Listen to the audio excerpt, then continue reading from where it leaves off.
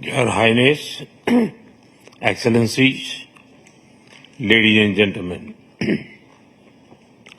16वें BRICS summit के शानदार आयोजन के लिए मैं राष्ट्रपति पुतिन को हार्दिक बधाई देता हूं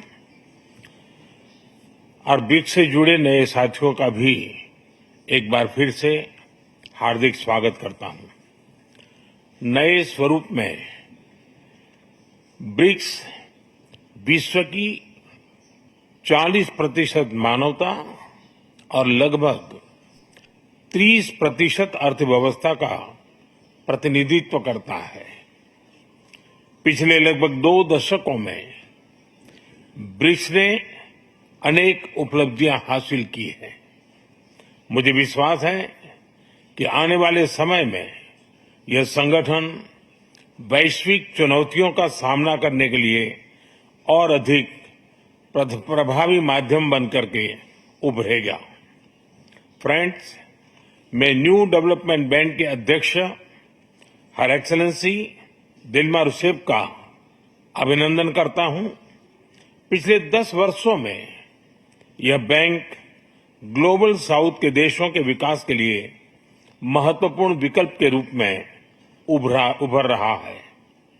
भारत के गिफ्ट सिटी के साथ साथ अफ्रीका तथा रूस में रीजनल सेंटर्स के खुलने से इस बैंक की गतिविधियों को बल मिला है और लगभग $35 बिलियन के डेवलपमेंट प्रोजेक्ट्स सैंक्शन किए गए हैं।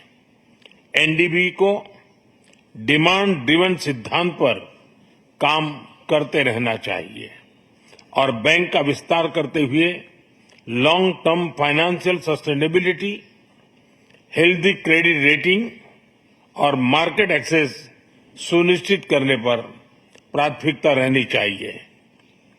फ्रेंड्स, नए स्वरूप में ब्रिक्स $30 ट्रिलियन से भी ज्यादा बड़ी इकोनॉमी है। हमारे आर्थिक सहयोग को बढ़ाने में ब्रिक्स बिजनेस काउंसिल और ब्रिक्स विमेन बिजनेस अलायंस की विशेष भूमिका रही है।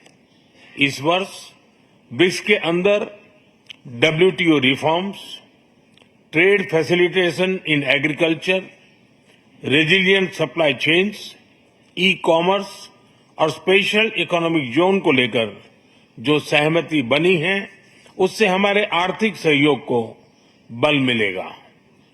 इन सब पहलों के बीच हमें स्मॉल और मीडियम स्केल इंडस्ट्री के हितों पर भी फोकस करना चाहिए।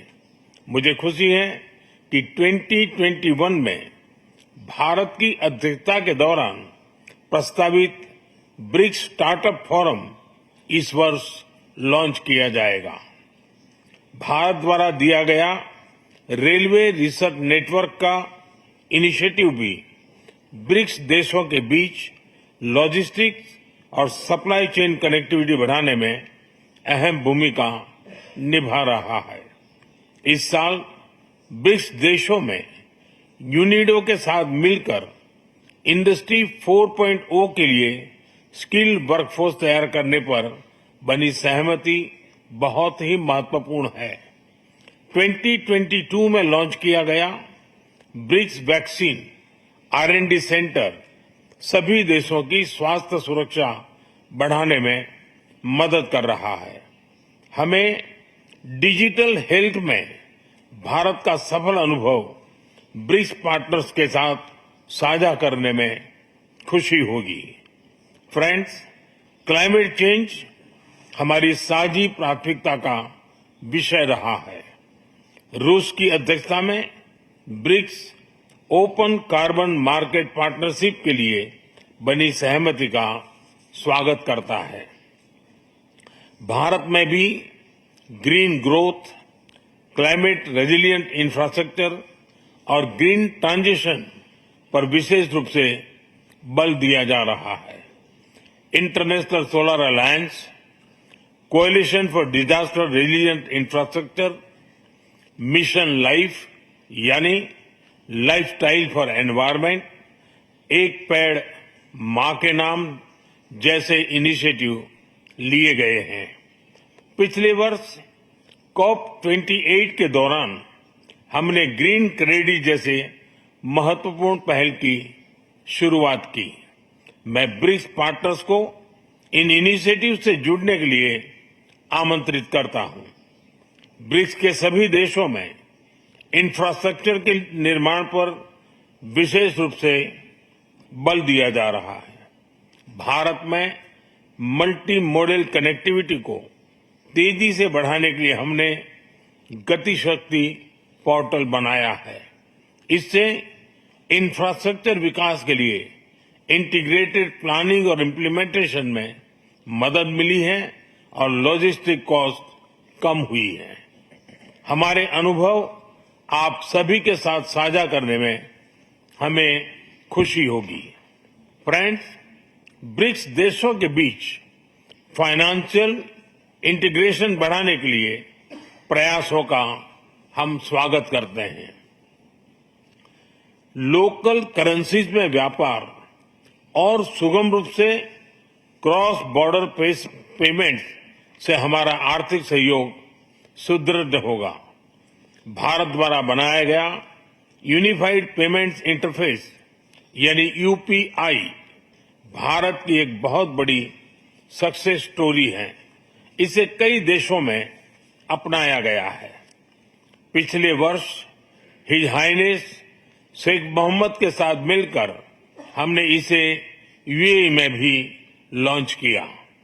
अन्य ब्रिक्स देशों के साथ भी इसमें सहयोग किया जा सकता है। फ्रेंड्स, भारत ब्रिक्स के अंतर्गत सहयोग बढ़ाने के लिए पूरी तरह से प्रतिबद्ध है। हमारी विविधता और मल्टीपोलरिटी में हमारा दृढ़ विश्वास हमारी ताकत है। हमारी यही ताकत और मानवता में साझा विश्वास हमारी भावी पीढ़ी के समृद्ध और सशक्त भविष्य को सार्थक रूप देने में सहयोग होगा। आज की बहुत ही महत्वपूर्ण एवं उपयोगी चर्चाओं के लिए मैं सभी का आभार व्यक्त करता हूं। ब्रिक्स के अगले अध्यक्ष के रूप में मैं राष्ट्रपति लूला को हार्दिक शुभकामनाएं देता हूं।